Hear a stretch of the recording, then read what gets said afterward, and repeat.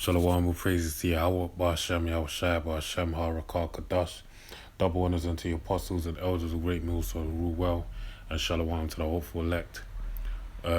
This is a quick sip dealing with this precept being Exodus 11 and 7, and it reads, "But against any of the children of Israel shall not a dog move his tongue against man or beast, that ye may know how that the Lord Yahweh doth put a difference between the Egyptians and Israel." Alright, so I'm going to read this again and go into it. But against any of the children of Israel, okay, first off, who were the children of Israel? The so-called Negroes, Hispanics, and Native Americans, as they're now known today, are the children of Israel. But before, they were known as Judah, Benjamin, Levi, etc., etc. Okay, and this is going back to the time of the Exodus from Egypt. Okay, so basically, it says, "Shall not a dog move his tongue?"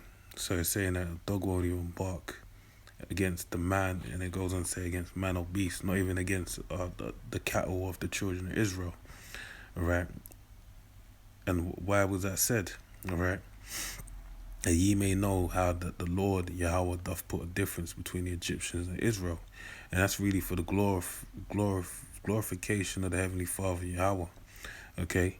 Because you got to remember, to put this in context, what happened prior to this statement being established was that it was told unto the Hebrews to basically go amongst the Egyptians and take their jewels from them, and that how they had favor in the eyes of the Egyptians that were given their jewels.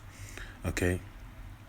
And let's even delve back into history. What's happened prior to, what was the lead up to this? Before what you actually had is that the Lord wanted to establish a difference, okay, which wasn't there. It wasn't regarded. It was well known before, during the time of the Hyksos being the shepherd kings that ruled after Joseph found favor in the land of Egypt, okay, by bringing Pharaoh of his time much wealth and much understanding, okay. But basically, it was reestablished because what you had was the miracles. That was in Exodus, the 7th chapter. It talks about the miracles that Moses did before the Pharaoh and them. And basically what happened is that they thought they could reenact the same miracles, okay? They thought that the things that they're doing, they likened it really onto a lesser stature of the power of the Egyptians. And then what happened afterwards, you had, what's this that happened? It was in the last chapter. You had,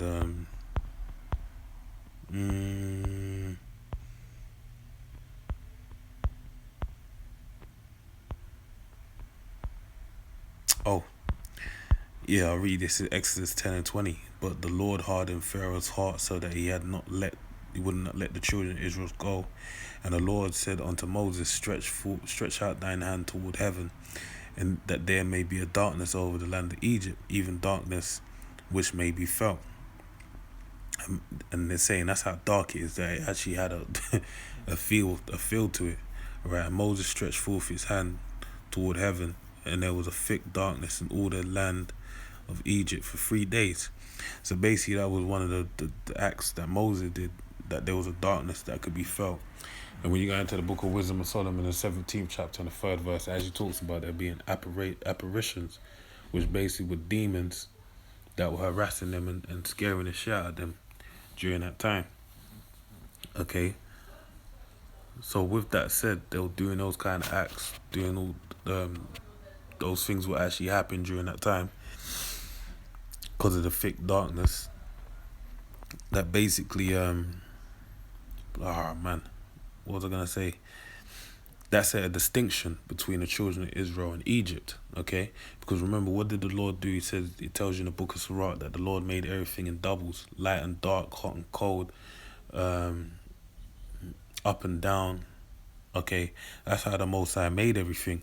So that was a distinction being made of light and darkness, that Egypt was sitting in darkness, this great kingdom that was made great, was sitting in darkness, where its slaves that were had one region, I believe the town of Goshen, the city of Goshen, where we were allocated to, had light, as it reads. They saw not one another, neither rose any from his place for 3 days. But all the children of Israel had light in their dwellings. So that was again, reading again, Exodus 11:7. But against any of the children of Israel shall not a dog move his tongue against man or beast. Right, for what? To establish the difference. And even that was done during the time of Joshua as well. Joshua, when you had the king of Bethlehem that made a league with another 4 kings, bringing it to 5 different kingdoms being aligned to take down one of the city that made an allegiance with through Gaal, basically, with Joshua. And we went there and destroyed them. Hailstones fell from heaven, all that kind of stuff. But when all the judgments was laid out and done, when we returned back onto our land, returned back onto Makeda, basically what happened is no one opened their mouth, right? So this showing you that those great acts, and that's even when he held the sun was held for 3 days straight, showing you that the Most High, when he's saying something like, against the children of Israel shall not a dog move his tongue, and the difference shall be made known, that's through the power of Yahweh B'Shem El Shai, beyond anything you've seen on his